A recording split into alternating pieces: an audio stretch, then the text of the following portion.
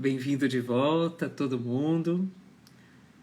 Vamos ver se agora as coisas funcionam melhor. Já já o Norberto tá aí de volta.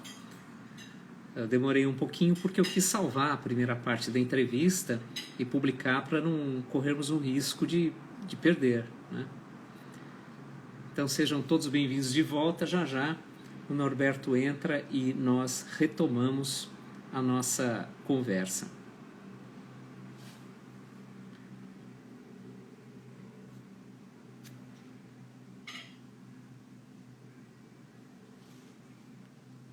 Um minutinho só, ele já deve estar voltando.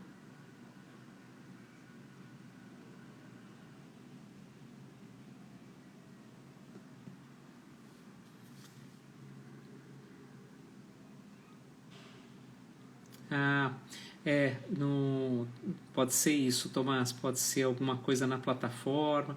Às vezes acontecem umas coisas esquisitas, né, nessas transmissões. Vamos torcer para nós conseguirmos retomar a conversa que estava muito boa, né?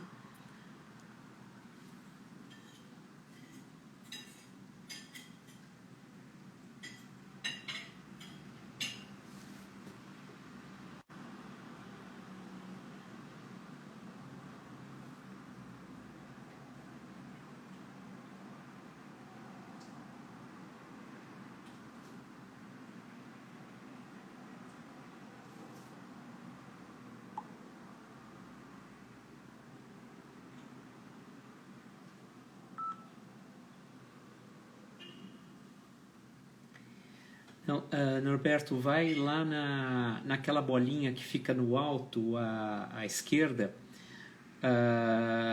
que você entra na transmissão novamente. Porque no fluxo aparece mesmo a gravação da primeira parte.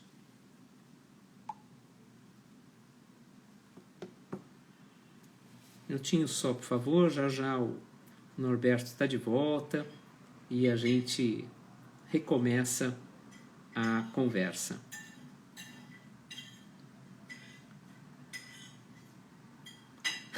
Exatamente, Fábio. Parte 2, a vingança.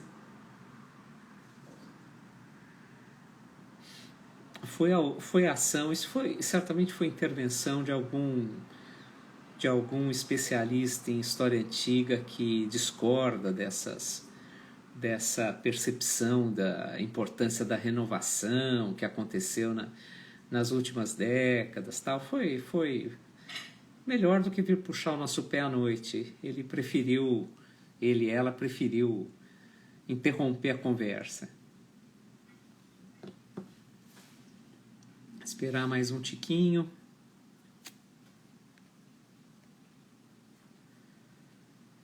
Para quem está chegando agora, houve um pequeno problema na transmissão. Primeiro perdemos o som, depois a conexão caiu. Salvamos a primeira parte, está lá disponível para que todos possam assistir depois. E vamos retomar já a conversa com o Norberto Guarinello nessa 40ª live da Revista de História Antiga no Mundo Contemporâneo. Um minutinho só, por favor, que já recomeçaremos.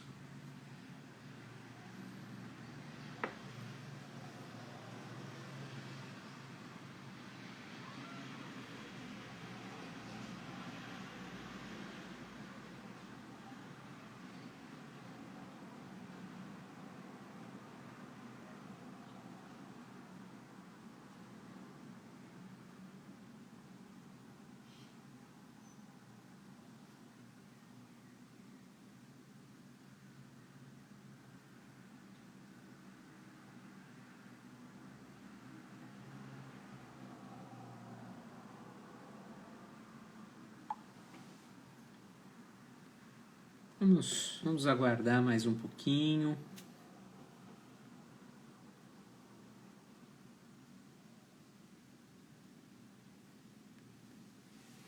Mandei mensagem para o Norberto, ele disse que estava com um pouquinho de dificuldade de retomar a conexão. Vamos ver se resolve rapidamente isso e a gente pode seguir em frente com essa conversa.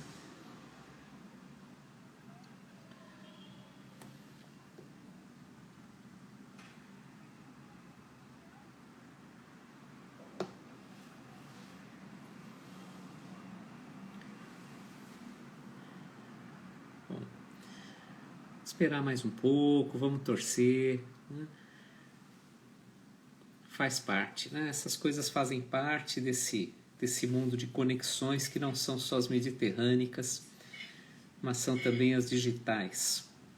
Falávamos sobre a trajetória do Norberto, a relação entre o estudo, a pesquisa em história e em arqueologia, posto que a formação dele envolve os dois setores, da importância, da necessidade de pensar a história de uma forma mais ampliada, que não seja tão disciplinar, que conecte áreas, domínios, campos distintos do conhecimento, né? Esse conhecimento que a rigor não se separa, não se isola, nós apenas o isolamos por uma questão organizativa, e especialmente na área de história antiga é importante mobilizar saberes, mobilizar conhecimentos de várias áreas.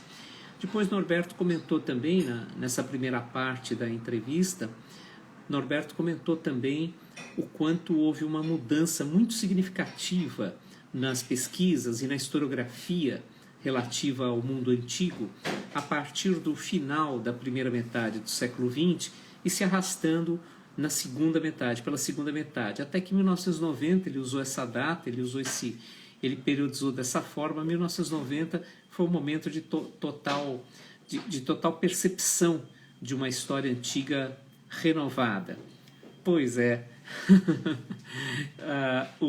E exatamente a partir daí ele comentava como essas redes não são redes infinitas, pelo contrário, nessas conexões entre povos, entre sociedades, elas têm limitações, elas têm limites, né? São redes relativamente fechadas, mas que é preciso que nós entendamos como os vários elementos que as compõem se articulam. Eles não estão separados, eles não estão isolados. Aquela ideia de uma história antiga que se resumia, né, a 2 ou 3 cidades, a dois ou três lugares, duas ou três experiências históricas, em geral experiências históricas meio como as nossas clássicas Esparta e Atenas, que ainda hoje estão nos nossos livros didáticos. Norberto, estamos de volta, veja que beleza. Você está me ouvindo? Só leve esperança em toda a vida. Como é que chama? É o poema do Vinícius de Moraes. Agora minha memória anda fraca. Só leve esperança em toda a vida. Você agora saiu do ar. Deve ser alguma conexão, mas você está me ouvindo? Tô te ouvindo bem. Então é ótimo. Se a minha imagem não estiver sendo mostrada, é até um benefício para os espectadores. Eles ficam com você e com a nossa conversa.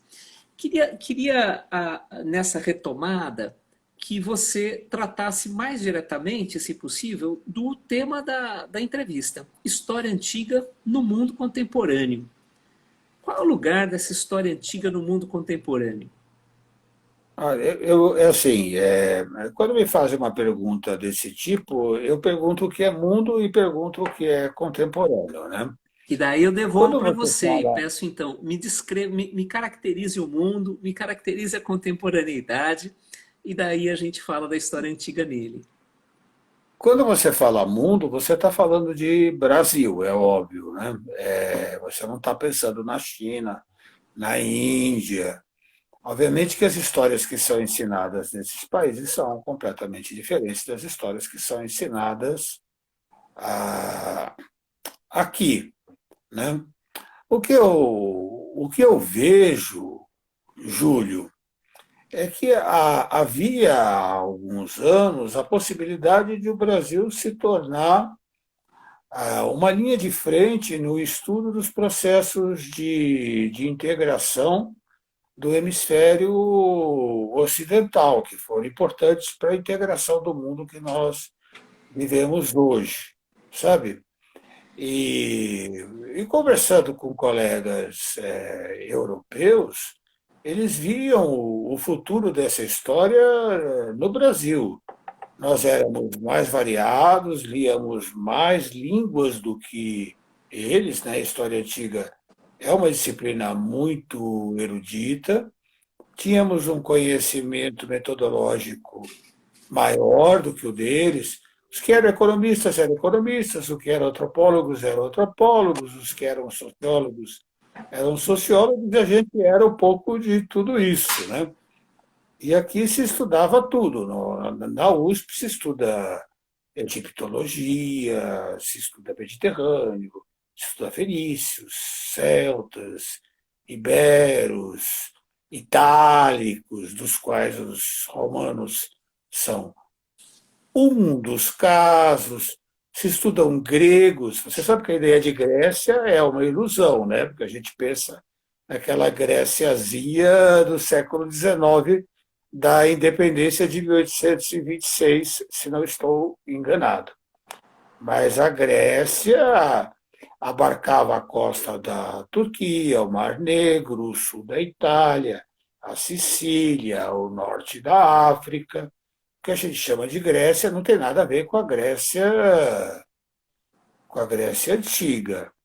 Nós tivemos uma grande expansão universitária nos anos 90 e até 2015, que nos possibilitou assumir a vanguarda desses estudos. Não digo assim a vanguarda tradicional, mas nós conseguimos interlocutores no mesmo nível, coisa que, quando eu comecei como estudante, não existia. Claro. Nós copiávamos manuais estrangeiros, né? Agora, a produção nacional ela é de altíssima, ela é alta qualidade. Ela é de alta qualidade, ela é lida do exterior. Tenho vários colegas do exterior que aprendem português, né? O que eu observo nos últimos 3 anos é um desmonte completo disso que nós conseguimos. As bolsas acabaram, as idas ao exterior minguaram, a compra de livros simplesmente desapareceu. Nós não temos um projeto de nação, né? Nós tínhamos um projeto de nação emergente com possibilidades de contribuir para o conhecimento científico. Eu não digo só em história antiga, porque a ciência não tem fronteiras, se você Claro. desculpe o dito, né? A ciência não tem fronteiras, assim, a curiosidade humana não tem fronteiras. A gente está estudando galáxias às quais nós nunca chegaremos. Nós precisamos saber, por exemplo, que há várias linhagens humanas contemporâneas ao Homo sapiens. Precisamos saber que o fogo, que é a base do nosso poder sobre a natureza, ele foi dominado há 1 milhão de anos, né? Nós precisamos saber isso para ter uma dimensão temporal de quão ínfimos nós somos e de quão longe nós podemos chegar se não destruirmos o mundo.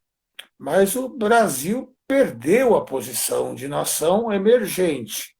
Ele está submergindo e com uma parcela, eu diria, infeliz, ignorante e deletéria para o país. A ciência nossa está morrendo, né? Então, se você história antiga e mundo contemporâneo, eu espero que vá bem em outros países. Eu espero que nós recuperemos a força que um dia nós tivemos. Mas eu não estou muito otimista, sabe? Eu acho que nós perdemos muito e vamos demorar muito para recuperar o que perdemos. O incêndio da Cinemateca, o, o fim da Lei Rouanet, e não é. Quando eu falo história, eu falo em cultura em geral, né? O fim de uma imprensa lida, que pode ser, digamos assim, não é ideal, mas que é lida, que é discutida, né? Assim, os gregos faziam uma distinção muito interessante entre doxa, que é opinião, e episteme, que é ciência. Episteme, ela tem que ser comprovada. Os gregos não comprovavam experimentalmente, mas descreviam muito bem e argumentavam muito bem. Nossa lógica vem deles. Vem dos indianos também, vem dos chineses. Acho que teríamos muito a ganhar com uma história global que fosse realmente global. Não tenho ainda o figurino do que seria essa história global. Eu vou ficar com a minha Eurásia, norte da África e Saara, sabe? Mas o momento não é bom, sabe? Não, você não diria que o momento não seja bom. As lutas identitárias são necessárias, sabe? Mas há uma palavrazinha chamada tolerância e a capacidade de ouvir o outro e argumentar. E argumentar com base em dados, dados que sejam confiáveis e que possam ser revistos.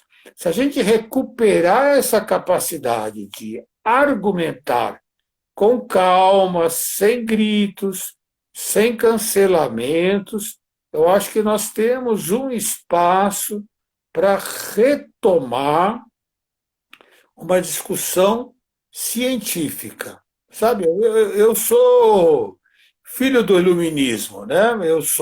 Eu não sou ateu porque nem nisso eu acredito. Sabe, eu acho que o ateísmo chega a ser uma religião, né? Vivemos num universo que nós não entendemos, do qual nós somos ínfima parte, né? Mas a nossa curiosidade nos leva a lugares que nós nunca imaginamos. E a história vai nos levar, tem nos levado a lugares que nós nunca imaginamos. Se você ler um livro escrito em 1820 e ler um livro hoje, nós não perdemos o que escrevemos em 1820. Nós acumulamos conhecimento.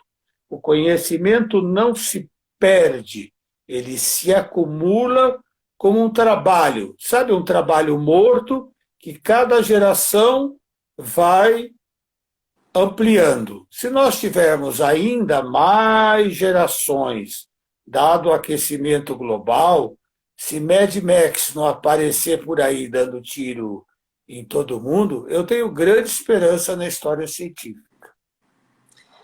Eu acho que a gente E você precisa ter, né? Como? eu acho que a gente tem que ter, É, sabe? A gente tem que não só ter, a gente tem que lutar por isso, sabe? Lutar frontalmente. A reitoria da Universidade de São Paulo, há uma década, é uma das coisas mais abjetas que eu já vi na minha vida. Eu estou aposentado, né? Eu posso dizer isso.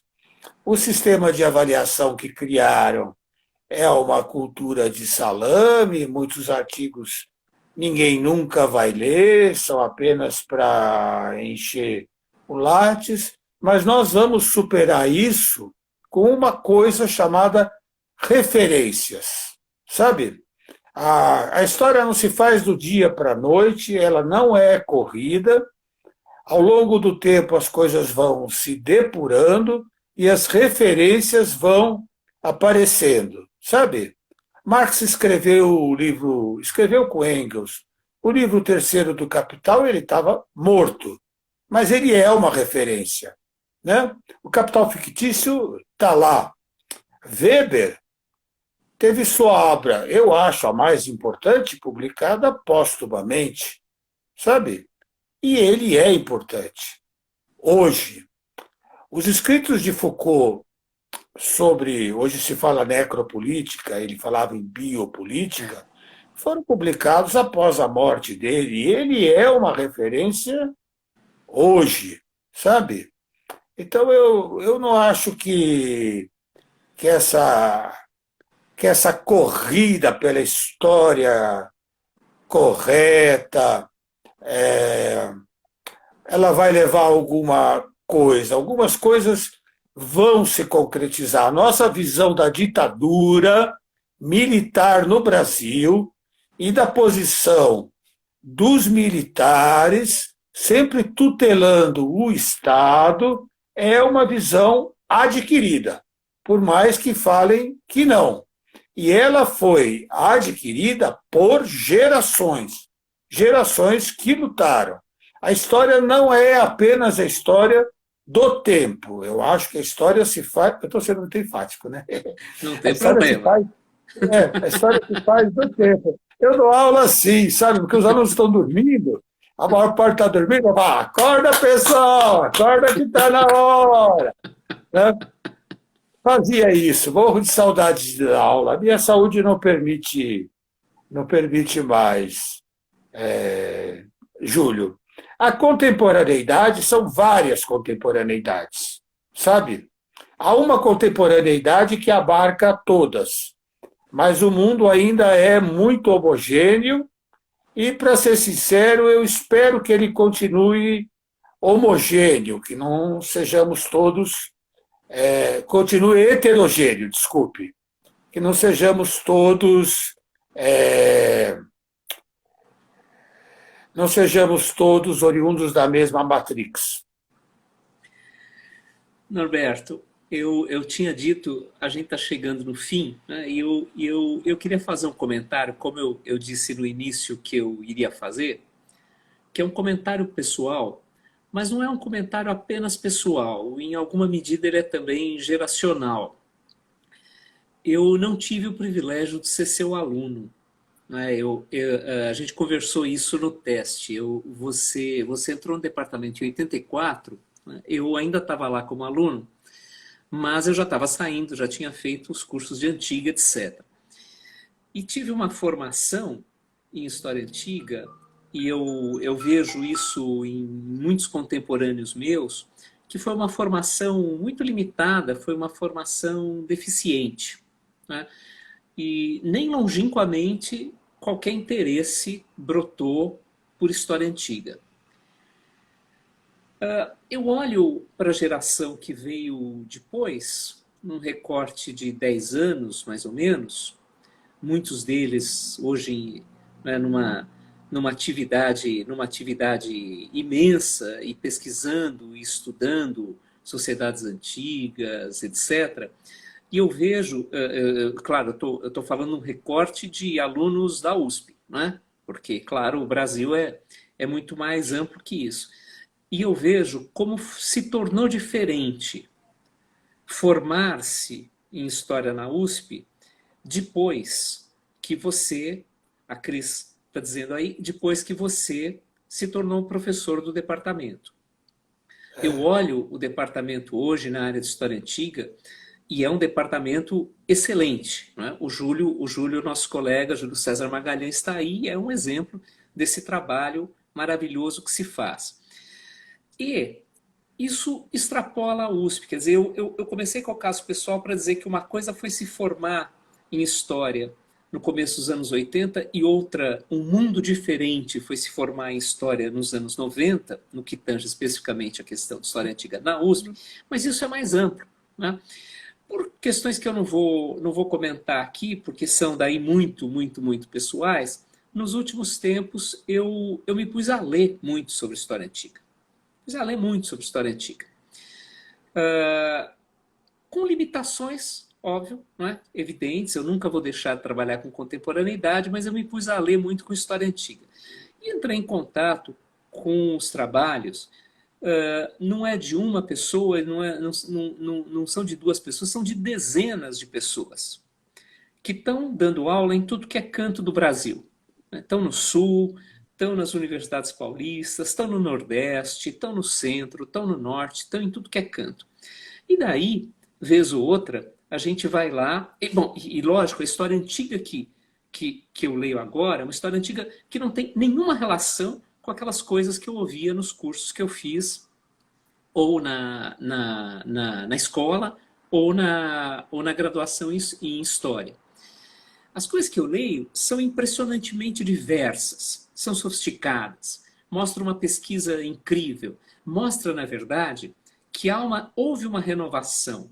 Por isso que você usou, eu não sei exatamente por que você usou 1990 para falar de uma explosão, mas a impressão que eu tenho é que 1990, 2000, nesse momento, a história antiga ensinada nas universidades, a pesquisa de história antiga feita aqui no Brasil, ela se tornou uma coisa genial, resultando naquilo que você comentava agora há pouco, de que 4, 5 anos atrás, os historiadores das sociedades antigas brasileiros eram respeitados no mundo inteiro. Não havia mais subserviência, não havia mais nenhuma hierarquia, não havia mais aquela postura de olhar para o cara que estuda lá fora, que pesquisa lá fora e dizer, bom, um dia eu vou chegar ao nível dele. Não, o nível era igual.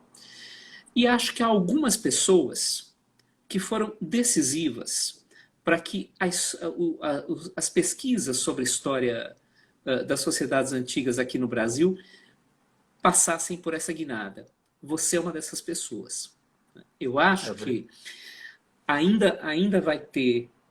E não estou falando só porque, enfim, porque a gente foi colega, porque a gente batia papo, porque a gente dava aula no mesmo horário, e a gente batia papo no corredor às segundas à tarde, às terças à noite. Não tem nada a ver com isso. De água. com a minha garrafa, você achava engraçado o meu 1,5 litro de água. Não é só por isso. A gente vê quem formou essas pessoas que hoje têm 40 e poucos anos, têm 30 e poucos, 40 e poucos anos, e que estão dando aula nas universidades brasileiras. E eu espero, um pouco antes de cair a conexão da primeira parte, uma querida amiga e que é público frequente dessas nossas lives da revista, Mirce Impanaro, ela tinha feito uma pergunta para você. Quando é que essa história antiga vista com outra perspectiva já vai chegar ao ensino básico? Eu acho que ainda vai demorar um pouco. Acho que ainda vai demorar um pouco. Né? Mas a forma como ela já se espalhou nas universidades, esse trabalho sensacional que você e outras pessoas fizeram, permitindo que ela já se espalhasse pelas universidades, nos dá esperança de que daqui a 5 anos, 10 anos, o ensino no básico também seja renovado. Então, eu queria te agradecer por dar entrevista para a Revista de História, da qual, inclusive, você foi editor, né, para dar entrevista para a Revista de História, mas eu queria, sobretudo, agradecer pela absoluta, imensa contribuição que você deu e que você continua dando, porque você está aposentado, mas você continua pensando, você vai falando, você vai se renovando, etc., que você continua a dar para a gente mudar esse panorama que durante tanto tempo foi arcaico, foi pouco renovado nos estudos de história antiga no Brasil e que dos anos 90 para cá virou uma festa, virou uma coisa maravilhosa. Então, o agradecimento tem que ser por aí também, não é só por hoje. É pelo trabalho desde 84 e provavelmente desde antes disso. Muito obrigado. Júlio, muito obrigado. Eu lembro sempre de você com muito carinho. Eu entrava cagando na minha sala de aula, olhava para a sua cara tranquila, me tranquilizava e conseguia dar minha aula, sabe? Você é uma memória que eu não vou esquecer, tá bom? Um grande professor. Muito obrigado, Júlio. E até, né? Até, e vamos marcar mais para frente para continuar essa conversa aqui. Não só no bar, porque uma hora a gente vai poder voltar aí para um bar, mas para a gente continuar essa conversa aqui pública. Muito obrigado mesmo, Norberto. Tchau, e maldito Instagram. Tchau, tchau. Obrigado para todo mundo que acompanhou essa conversa. A gente retoma as entrevistas eu não me lembro mais qual é a próxima, eu estou um pouco emocionado, então não me lembro mais qual é a próxima, mas é só vocês acompanharem as redes sociais da revista e vão saber quando serão as próximas entrevistas Carla Long, Mariana Vilaça, vão ter já já o painel das próximas entrevistas. Muito obrigado para todo mundo. Obrigado de novo, Norberto. Boa noite. Fiquem protegidos. Fica com Deus. Tchau. Igualmente. Tchau.